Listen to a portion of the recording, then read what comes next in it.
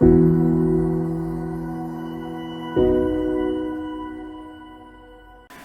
video kali ini saya akan bahas tentang cara mengatur state management dari provider untuk halaman keranjang atau card. Di sini udah ada sampel datanya 3 data. Kemudian 3 data ini kita akan olah ke dalam bentuk state nantinya. Jadi ini adalah data awalnya. Kalau data state-nya nanti bisa beda lagi. Kemudian nanti ada perubahan tentang quantity di sini dan juga ada perubahan di item dan total harganya. Oke, untuk state management kita pakai provider dan kemudian untuk tampilannya seperti ini, teman-teman. Siapin dulu datanya seperti ini, ada name, ada quantity, ada price, ada image. Kemudian ada app bar. Ada bottom navigation bar, container, ada row, text, dan text ini. Selanjutnya di bagian body kita pakai list view builder. Untuk listnya kita ambil dari list yang ada di atas tadi. Di sini list map string dan dynamic list.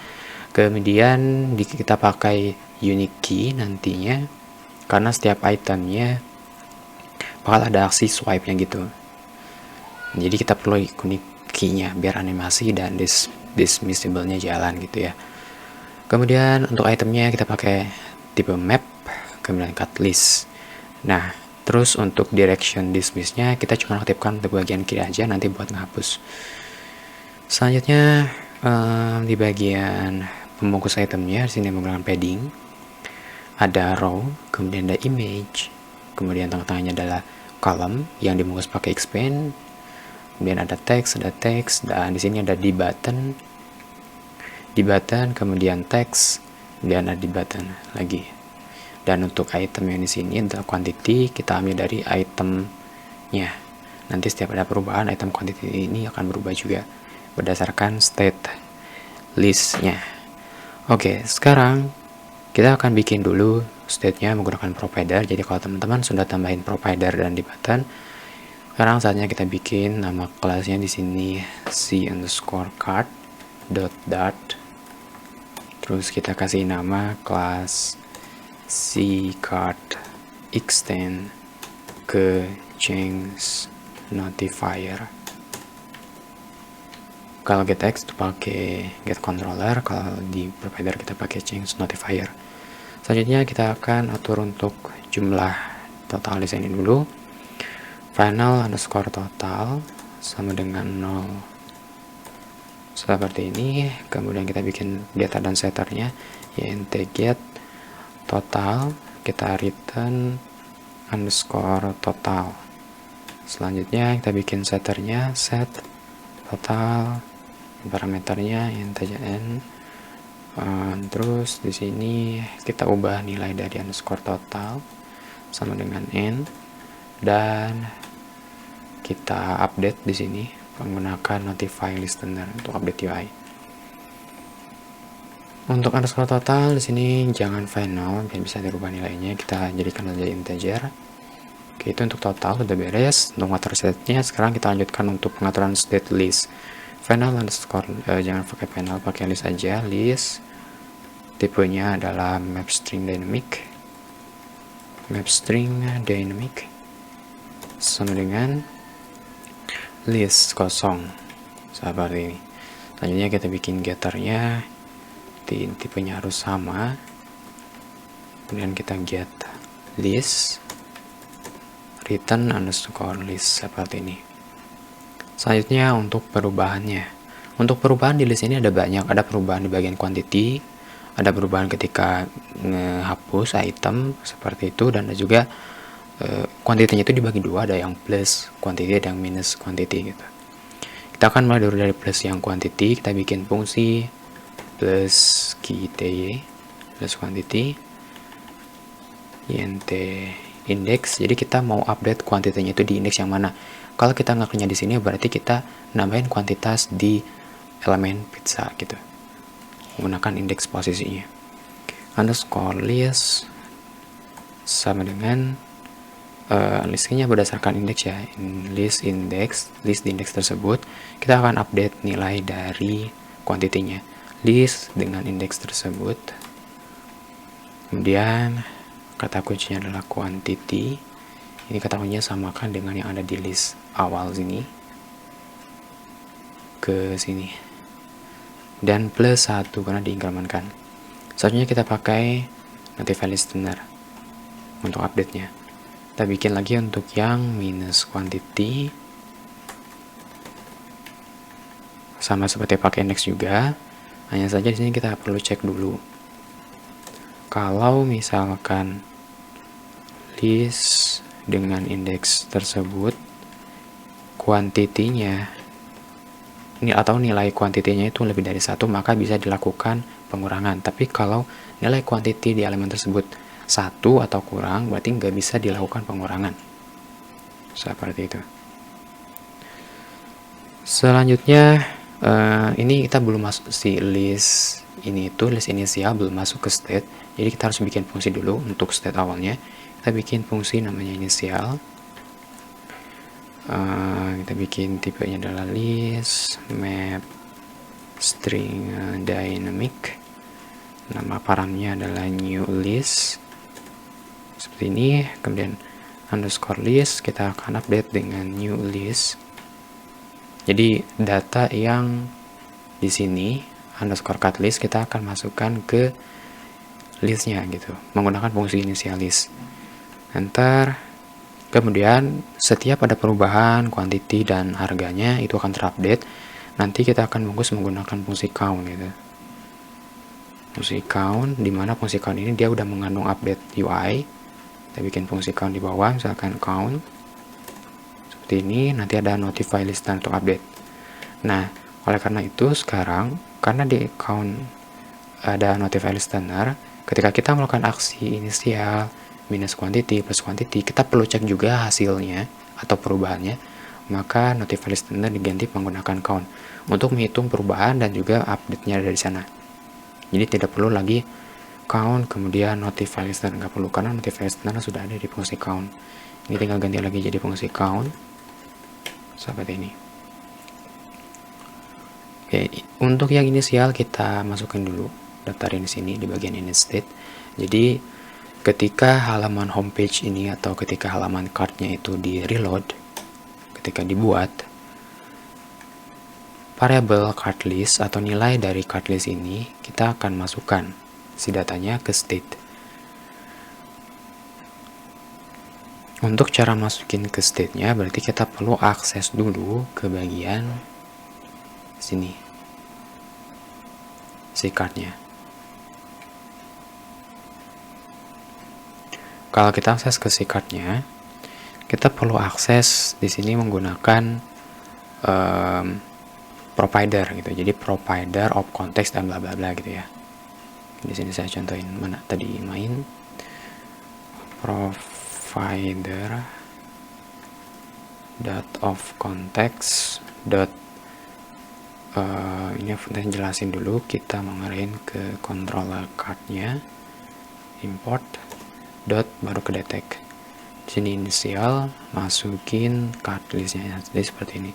Cuman kalau di sini kita harus tambahin juga nilai listennya itu. Listennya ini harus di false kan gitu, jangan true. Kalau false dia terus aktif gitu, karena kita cuman perlu memanggil sekali, tidak dilakukan terus menerus. Nah, ada cara simpelnya dan cara cepatnya juga. Di sini kita nggak perlu pakai provider, jalurnya nggak pakai provider, tapi jalurnya ke konteks. Tapi tetap di sini ada extension provider, namanya .read.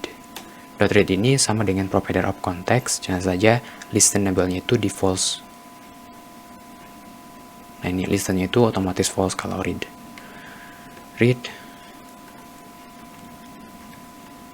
Sini kita jelasin konteks read ke si card dot inisial masukin card list seperti itu. Jadi boleh pakai provider, boleh pakai konteks read. Cuman ini nggak bakal jalan karena kita belum daftarin si card ini atau controller providernya ke material app-nya. Jadi terus daftarin dulu sini, material app dibungkus dulu menggunakan widget dulu boleh, terus kita ganti widgetnya jadi multi provider. Di sini nggak pakai provider yang single karena kemungkinan nanti teman-teman mau nambahin lagi selain ini gitu, selain control card, tapi ada lagi provider untuk mengatur controller halaman tertentu atau state tertentu. Jadi tinggal masukin aja di sini. Di sini dibikinnya change notifier provider, create space, pilih konteks, kita masukin kontrolnya itu si card seperti ini koma. Oke, itu udah terdaftar. Nah sekarang kita sudah bisa akses ke provider si cardnya. Jadi dengan konteks ini dia ada di dalam material app yang sebelumnya dibungkus menggunakan multi provider yang sudah terdaftar si cardnya. Berarti ketika kita akses konteks read ke si card itu udah nyambung gitu, karena si cardnya udah didaftarin di sini di multi providernya. Oke, cuman di sini sudah berjalan, jadi kita perlu refresh dulu, restart. Nah kalau teman muncul error seperti ini, jadi ketika kita eksekusi notify listener kemudian ada tanda bahwa file errornya itu called during build ya. Jadi di sini ada penjelasannya lagi bahwa widget tidak bisa sebagai tidak perlu untuk build karena framework sudah dalam proses building widget, jadi kita nggak perlu lakukan update ketika inisial gitu ya, karena inisialnya kita lakukan di init state di sini sebelum melakukan build gitu. Ini kita akan jalankan lagi, stop dulu, jalankan lagi.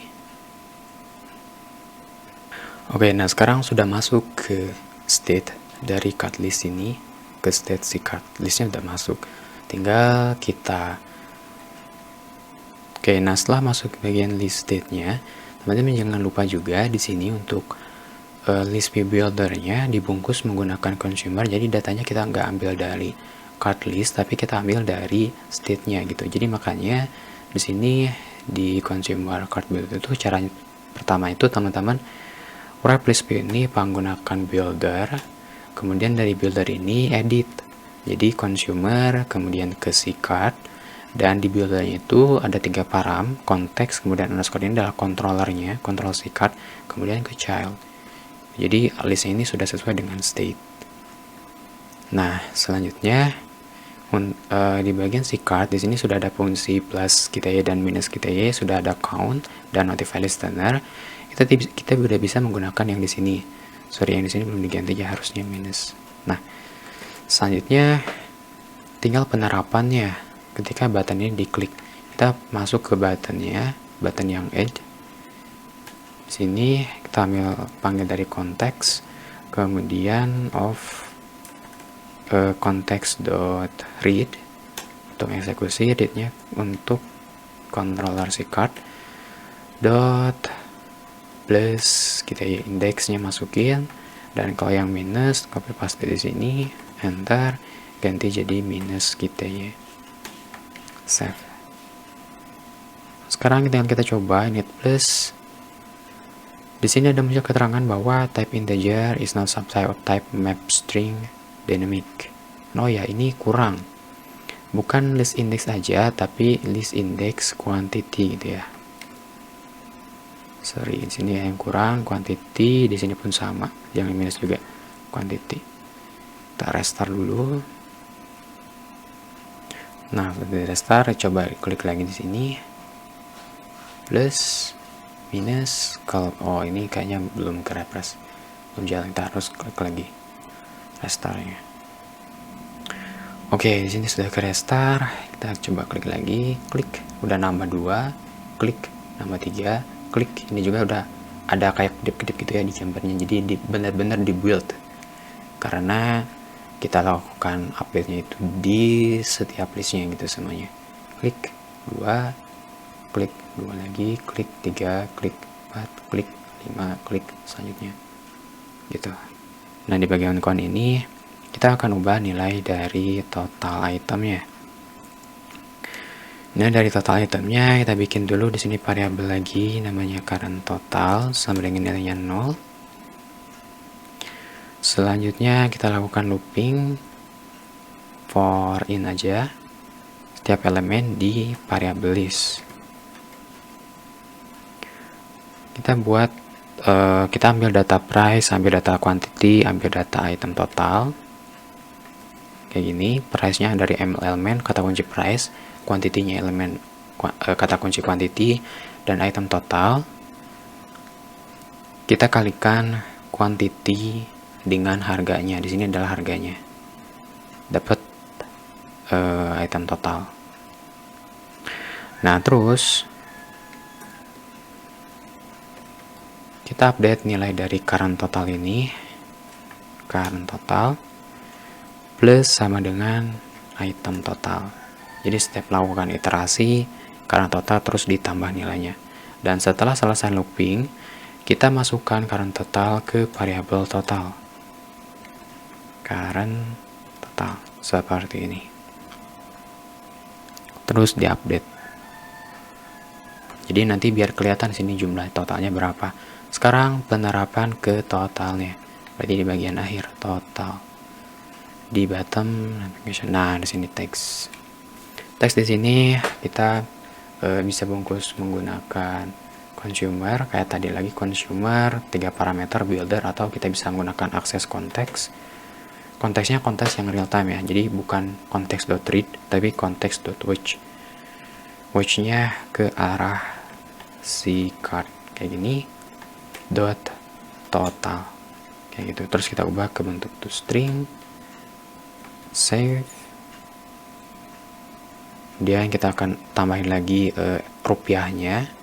Ini kita bisa ganti jadi seperti ini, dan rupiahnya atau boleh pakai dolar /$ dolar awal, pakai interpolation, save.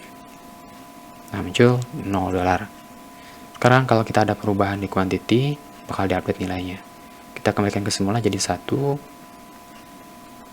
ini 1. Berarti 10, 20 tambah 50 totalnya 80. Nah, sekarang ada perubahan kita ya di sini. Set. Misalnya berubah. 10 bukan lagi 10 tapi 20 karena kuantitinya 20, 50 jadi 90. Yang di sini tambahin lagi, tambah 20 jadi $110. Untuk total sudah ada perubahan. Sekarang untuk yang item. Untuk yang item ini adalah jumlah itemnya. Nah, untuk jumlah itemnya kita tinggal panggil aja dari list, kemudian masukin ke sini. Caranya bisa seperti ini, pakai context watch atau pakai consumer juga boleh. Kita ubah dari yang nolnya aja di sini, $, awal, pakai interpolation. $nya nggak usah. Ini kelebihan. Ini pun sama. Nah, kurang-kurangnya ya. Kutipnya. Oke. Context.watch card bukan total tapi ke list ya, kemudian hitung jumlahnya .length. Jadi jumlah itemnya ada berapa gitu di sini. Jumlah itemnya ada 3, 1, 2, 3 gitu. Oke. Sekarang untuk aksi delete-nya. Untuk aksi delete-nya kita perlu bikin fungsi delete juga di sini. Kita kasih nama delete where index, karena menghapusnya perlu pakai index. Kita bikin parameter int index, kemudian underscore list dot remove. Kita hapus remove-nya ini berdasarkan index, jadi kita pilih remove at sekian index, dan kita update, dan kita hitung juga gunakan fungsi count setelahnya. Tinggal kita save, terus kita panggil fungsi delete ini di dismissible-nya, di on dismiss. Nah, di sini kita panggil konteks, kemudian .read ke si card delete where index, save. Sekarang kita coba hapus ya yang $50 pizza, klik. Totalnya yang itemnya jadi 2, dan total harganya pun berkurang jadi $60. 10 kali 2 20, 20 kali 2 40, berarti 40 tambah 20 $60. Kita hapus seperti itu. Nah, sekarang kita akan atur state ketika semuanya kosong. Berarti sebelum menampilkan list view, kita cek dulu di sini. Kalau misalkan listnya kosong, Jika underscore dot list dot empty is empty, maka kita akan return tampilan kosong gitu. Return center, kemudian di centernya kita bikin child text empty card. Save. Sekarang kita coba geser lagi untuk hapus empty card. Sini totalnya 0 dan dollarnya 0 juga. Dan kalau kita mau kembalikan semula, ini tinggal di restart aja, jadi nanti inisial datanya bakal di reload kembali. Nah, di reload kembali, kita bisa hapus, update ini. Itu. Udah selesai sampai sini. Mungkin dapat dipahami sama teman-teman. Sampai jumpa di video selanjutnya.